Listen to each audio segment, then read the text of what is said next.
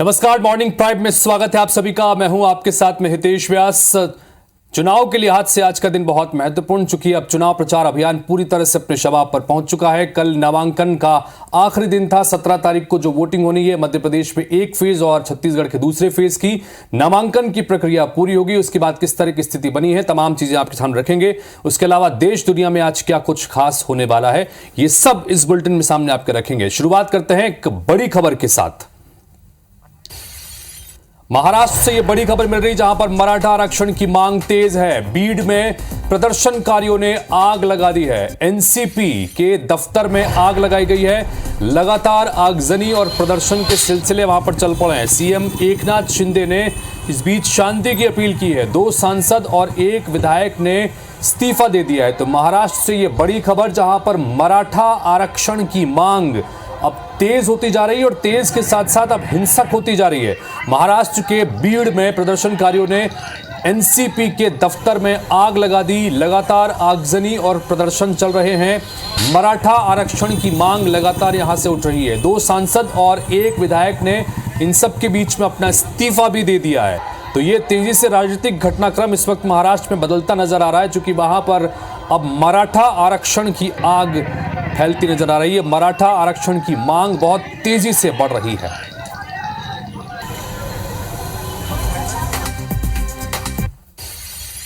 तो गुजरात से अगली खबर, जहां पर राजकोट में भीषण आग लगने की खबर आ रही है। टायर गोदाम है, इस गोदाम में आग लगी है। राजकोट मोरबी के हाईवे पर यह आग लगी है, चूंकि यहीं पर टायर गोदाम बताया जा रहा है। और आग चूंकि टायर है तो ज्यादातर लगातार आग फैलती जा रही है। आग को बुझाने में फिलहाल दमकल की टीमें मौजूद हैं, लेकिन चूंकि टायर बनाने की फैक्ट्री थी, अंदर केमिकल्स भी वैसे थे और टायर की वजह से आग बढ़ती जा रही है।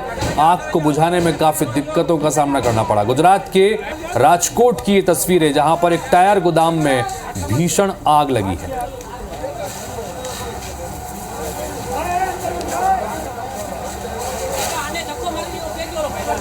राजकोट से मोरबी के रास्ते में बीच में ये टायर गोदाम बताया जा रहा है और इसमें ये अंदर रखा सामान टायर था, ज्वलनशील पदार्थ होता है। और ऐसे में इसको आग को बुझाने के लिए दमकल की गाड़ियों को फिलहाल देर रात बुलाया गया। कोशिशें रात भर चलती रही।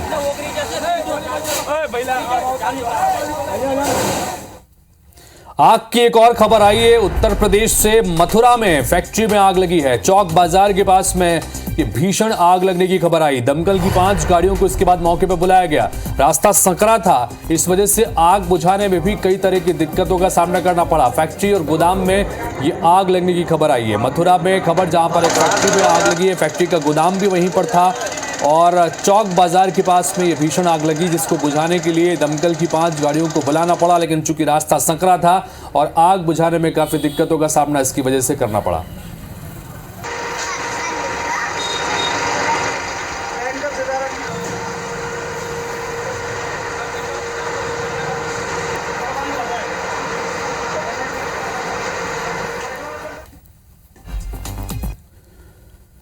तो ये थी देश और दुनिया की इस वक्त की महत्वपूर्ण खबरें, लेकिन शुरुआत करते हैं इस वक्त की बड़ी हेडलाइंस के साथ में। प्रधानमंत्री नरेंद्र मोदी आज अमृत कलश यात्रियों को करेंगे संबोधित। शाम 5 बजे कर्तव्य पथ पर होगा कार्यक्रम। अमृत वाटिका और अमृत महोत्सव स्मारक का करेंगे उद्घाटन। मध्य प्रदेश के मुख्यमंत्री शिवराज सिंह चौहान का धुआंधार चुनाव प्रचार जारी। आज उज्जैन, नीमच, रतलाम समेत 5 जिलों का करेंगे दौरा। जनसभा को करेंगे संबोधित। आज बस्तर के दौरे पर रहेंगे सीएम भूपेश बघेल। 3 सभाओं को करेंगे संबोधित। भानपुरी, कुरेंगा और मूली में करेंगे आम सभा। मध्य प्रदेश में चुनाव प्रचार करेंगे प्रधानमंत्री नरेंद्र मोदी। 4 नवंबर को रतलाम में जनसभा को करेंगे संबोधित। रोड शो भी करेंगे पीएम। तो 4 नवंबर को एमपी आएंगे कांग्रेस अध्यक्ष मल्लिकार्जुन खड़गे। बालाघाट के कटंगी में करेंगे सभा। डिंडोरी की शाहपुरा में भी करेंगे चुनाव प्रचार। मध्य प्रदेश की 230 विधानसभा के लिए 3,832 प्रत्याशियों ने दाखिल किया नामांकन। छत्तीसगढ़ में दूसरे चरण की 70 सीटों के लिए 1,245 प्रत्याशियों ने भरा नामांकन। 2 नवंबर तक वापस ले सकते हैं नाम। सीधी में कांग्रेस प्रत्याशी अजय सिंह का बीजेपी कार्यकर्ताओं को चेतावनी देने वाला वीडियो वायरल। जनता को डराकर वोट मांगने वालों की खैर नहीं, मैं सीधा इंसान नहीं, गुस्सा आने पर कुछ भी हो सकता है। वीडियो की IBC 24 नहीं करता पुष्टि। दिल्ली के सीएम अरविंद केजरीवाल को ईडी का नोटिस। शराब घोटाला मामले में नोटिस जारी। 2 नवंबर को पूछताछ के लिए बुलाया गया। महाराष्ट्र में मराठा आरक्षण की मांग तेज। बीड में प्रदर्शनकारियों ने एनसीपी दफ्तर में लगाई आग। 2 सांसद और 1 विधायक ने दिया इस्तीफा। सीएम एकनाथ शिंदे ने की शांति की अपील। रतलाम में पुलिस की चेकिंग में करीब 1 करोड़ की अवैध शराब जब्त। 2 कंटेनर में मिली 1100 पेटी शराब। पुलिस ने 2 आरोपियों को भी पकड़ा।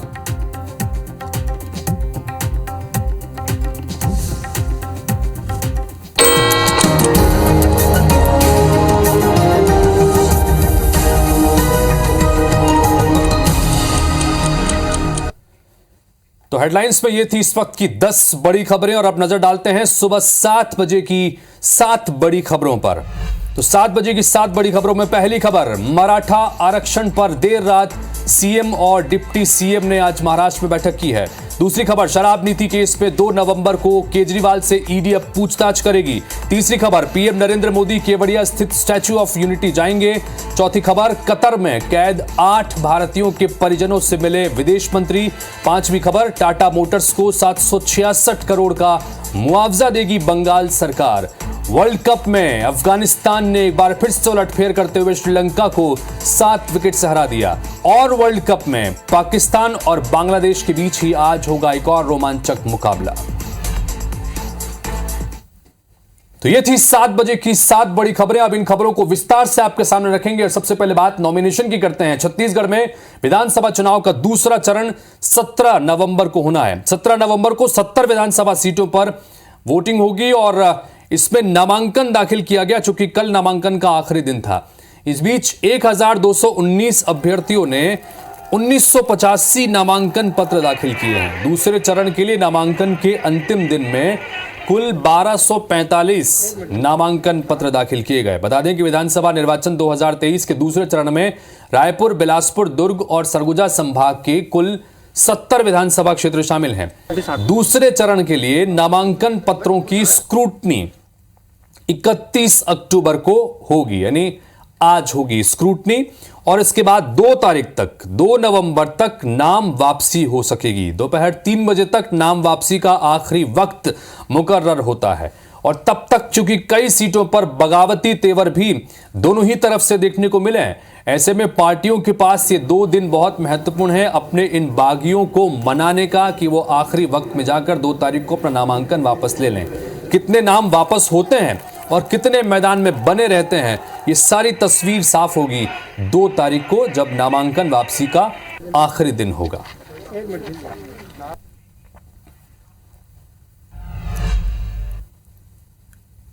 तो इधर मध्य प्रदेश की बात करें, मध्य प्रदेश में भी नामांकन का कल आखिरी दिन था। मध्य प्रदेश में एक ही चरण में 17 तारीख को वोटिंग होनी है। 3832 प्रत्याशियों ने 4359 नामांकन पत्र भरे हैं। कल 2489 उम्मीदवारों ने 2811 नामांकन पत्र जमा किए हैं। निर्वाचन आयोग आज नामांकन पत्रों की जांच करेगा। 2 नवंबर तक ये नाम वापस लिए जा सकेंगे। मध्य प्रदेश, MP में एक ही चरण में 17 नवंबर को मतदान होना है।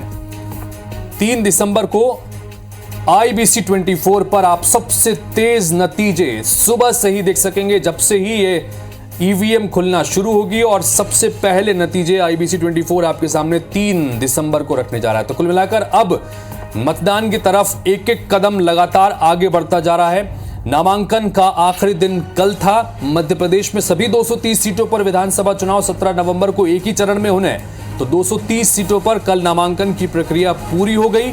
नामांकन जमा करने का आखिरी दिन था।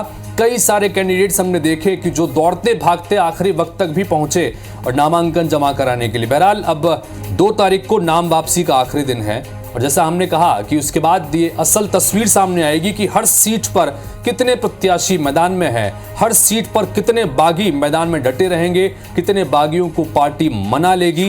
ये बहुत दिलचस्प स्थितियां साफ होंगी 2 तारीख को।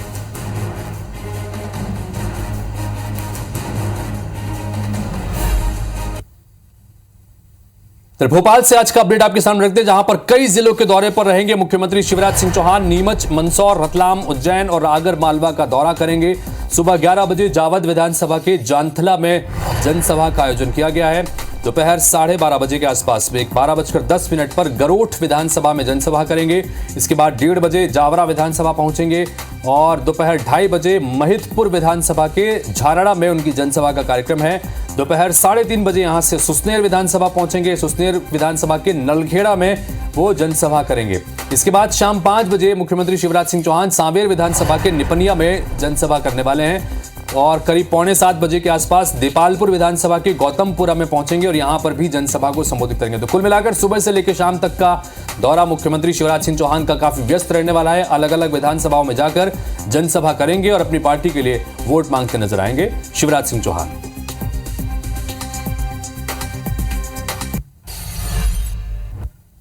तो राष्ट्रीय स्तर के नेताओं का दौरा भी इन सब के बीच में लगातार हो रहा है। इसी बीच खबर है भोपाल से, जहां पर प्रधानमंत्री मोदी 4 नवंबर को मध्य प्रदेश के दौरे पर आने वाले हैं। रतलाम में जनसभा को संबोधित करेंगे। मालवा में यह महत्वपूर्ण दौरा उनका होगा। जनसभा से पहले एक रोड शो भी यहां पर प्रधानमंत्री नरेंद्र मोदी करते नजर आएंगे।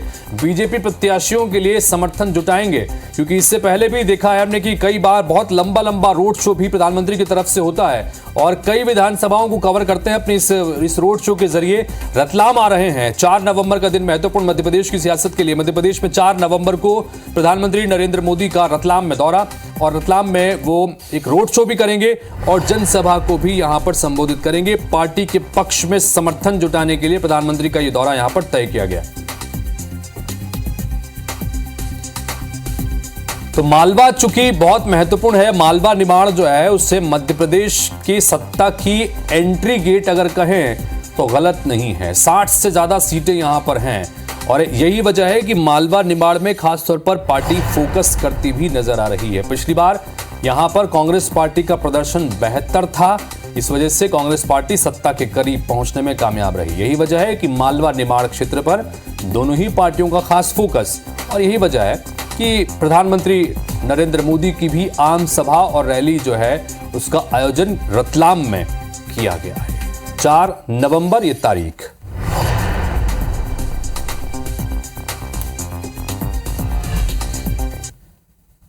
तो प्रधानमंत्री नरेंद्र मोदी जहां बीजेपी के लिए यहां पर समर्थन जुटाएंगे, तो कांग्रेस की तरफ से महासचिव प्रियंका गांधी को यह जिम्मेदारी दी गई है।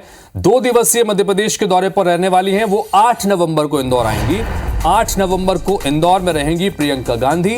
9 नवंबर को रीवा में जनसभा को संबोधित करेंगी। मालवा और विंध्य दोनों पर ही कांग्रेस की नजर है। जैसा हमने कहा कि मालवा बहुत महत्वपूर्ण और दूसरा विंध्य अंचल, और इस अंचल पर भी कांग्रेस पार्टी को अपने प्रदर्शन को बेहतर करने की उम्मीद है और यही वजह है कि लगातार यहां पर प्रियंका गांधी के इससे पहले भी दौरे करवाएगा और एक बार फिर से रीवा पहुंचेंगी प्रियंका गांधी। 9 तारीख को रीवा में रहेंगी और 8 तारीख को इंदौर में रहेंगी। यानी कि एक तरफ मालवा पर फोकस, तो साथ साथ उसके अगले दिन विंध्य पर फोकस प्रियंका गांधी का।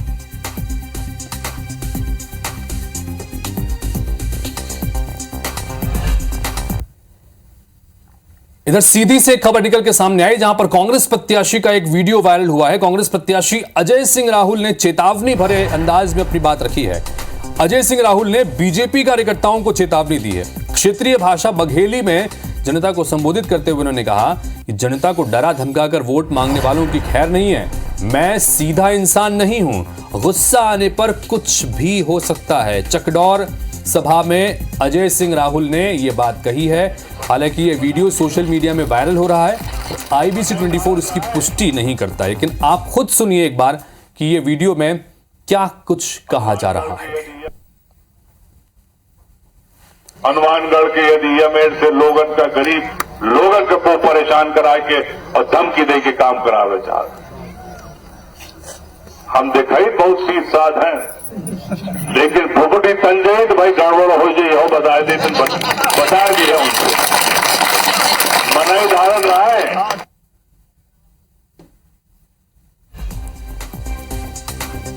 तो अजय सिंह राहुल चुनाव लड़ते हैं चुरहट सीट से और वहां पर उनका ये वीडियो इस वक्त सीधी में वायरल हो रहा है, जहां पर वो कांग्रेस के पक्ष पे एक सभा को संबोधित करने के लिए गए थे, जनसभा थी, और वहां पर उन्होंने एक तरह से भारतीय जनता पार्टियों के कार्यकर्ताओं को चेतावनी भरे लहजे में ये कहा है कि चूंकि डराने धमकाने की खबरें भी निकल के सामने आ रही थी, तो उन्होंने कहा कि मैं सादा आदमी हूं, लेकिन अगर गुस्सा आ जाए तो मैं फिर कुछ नहीं देखता। बघेली भाषा में अपने अंदाज में यहां पर लोगों को संबोधित करते हुए उन्होंने ये तरह की चेतावनी दी है, गुस्सा आने पर मैं कुछ भी कर सकता हूं। लेकिन फुफुटी तल जाए तो भाई गड़बड़ हो। तो छत्तीसगढ़ के दौरे पर आएंगे उत्तर प्रदेश के मुख्यमंत्री योगी आदित्यनाथ। सीएम योगी का 4 नवंबर को कवर्धा और भिलाई का दौरा तय किया गया है। बीजेपी प्रत्याशियों के पक्ष में प्रचार करेंगे सीएम योगी। तो छत्तीसगढ़ में भी बड़े नेता का दौरा तय किया गया है। कवर्धा में बीजेपी प्रत्याशी विजय शर्मा को खड़ा किया गया है, उनके पक्ष में प्रचार करते नजर आएंगे योगी आदित्यनाथ। भिलाई में प्रेम प्रकाश पांडे के समर्थन में एक रोड शो भी करेंगे। तो भिलाई और कवर्धा 2 जगहों पर आने का कार्यक्रम है। 4 नवंबर को सीएम उत्तर प्रदेश के मुख्यमंत्री योगी आदित्यनाथ चूंकि विजय शर्मा के क्षेत्र में जाएंगे। विजय शर्मा को इस बार मोहम्मद अकबर के खिलाफ टिकट दिया गया है कवर्धा में। हिंदुत्व का कार्ड चलने की कोशिश इस सीट पर भारतीय जनता पार्टी की तरफ से की गई है। चूंकि झंडा विवाद जब हुआ था, उस झंडा विवाद के मामले में जो विरोध प्रदर्शन हुआ, उस विरोध प्रदर्शनों को लीड किया था विजय शर्मा ने, और मोहम्मद अकबर यहां से कद्दावर चेहरा पार्टी की तरफ से मैदान में है, उनके खिलाफ विजय शर्मा को उतारा है। यही वजह है कि हिंदुत्व के एक और महत्वपूर्ण चेहरे को इस सीट पर लाया जा रहा है प्रचार के लिए, और वो है उत्तर प्रदेश के मुख्यमंत्री योगी आदित्यनाथ। योगी आदित्यनाथ कवर्धा भी जाएंगे और योगी आदित्यनाथ भिलाई भी पहुंचेंगे। भिलाई में प्रेम प्रकाश पांडे का मुकाबला वहां पर है, और ऐसे में प्रेम प्रकाश पांडे जो पिछला चुनाव हार गए थे मंत्री रहते हुए, इस बार उनके पक्ष में ये समर्थन जुटाने की कोशिश करेंगे सीएम योगी आदित्यनाथ। 2 कंटेनर से 1100 पेटी अवैध शराब जब्त की गई है। जब्त अवैध शराब की कीमत करीब 1 करोड़ रुपए बताई जा रही है। पुलिस ने 2 आरोपियों को गिरफ्तार भी कर लिया है। बिलपांख पुलिस की यह कार्रवाई बताई जा रही है। रतलाम से बड़ी खबर, जहां पर 2 कंटेनर में 1100 पेटी अवैध शराब जब्त की गई है। चुनाव का समय है, इस वक्त चेकिंग अभियान पूरी तरह से तेजी से चल रहा है, और ऐसी स्थिति में रतलाम से ये खबर, जहां पर एक गाड़ी से 1100 पेटी शराब बरामद की गई, 1 करोड़ रुपए जिसकी कीमत बताई जा रही है।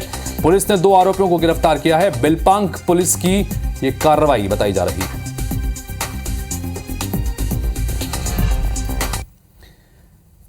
हरदा से इस वक्त एक और बड़ी खबर, जहां पर एक बदमाश ने युवक को गोली मार दी। पुरानी रंजिश को लेकर यह गोली मारी गई है। युवक के सिर और पैर में चोट आई है। युवक को अस्पताल में भर्ती कराया गया है। थाने से 500 मीटर की दूरी पर यह घटना हुई। कोतवाली थाना क्षेत्र का यह मामला बताया जा रहा है। तो हरदा में पुरानी रंजिश के चलते एक युवक को गोली मार दी गई है। बदमाश ने युवक को गोली मारी है। पुरानी रंजिश बताई जा रही है। युवक के सिर और पैर में चोट आई है। युवक को अस्पताल में भर्ती कराया गया है, और 500 मीटर की दूरी पर ही थाना मौजूद था, और वहां पर भी बेखौफ अपराधी जो है किस तरह से अपराध को अंजाम दे रहे हैं, उसका यह नतीजा है।